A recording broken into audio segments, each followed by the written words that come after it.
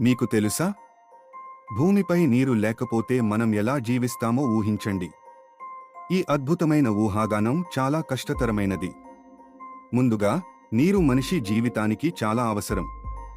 దాహం తీరేందుకు, ఆహారం తయారీకి మరియు శరీరం ఆరోగ్యంగా ఉండేందుకు నీరు అవసరం. నీరు లేకపోతే మనం నీటిని సమానమైన ద్రవాలతో ప్రత్యామ్నాయంగా పొందేందుకు ప్రయత్నించాలి. నీటి లేకపోతే మనం నీటిని సమానమైన ద్రవాలతో ప్రత్యామ్నాయంగా పొందేందుకు ప్రయత్నించాలి. నీరు లేకపోతే మనం నీటిని సమానమైన ద్రవాలతో ప్రత్యామ్నాయంగా పొందేందుకు ప్రయత్నించాలి. నీరు లేకపోతే మనం నీటిని సమానమైన ద్రవాలతో ప్రత్యామ్నాయంగా పొందేందుకు ప్రయత్నించాలి. నీరు లేకపోతే మనం నీటిని సమానమైన ద్రవాలతో ప్రత్యామ్నాయంగా పొందేందుకు ప్రయత్నించాలి.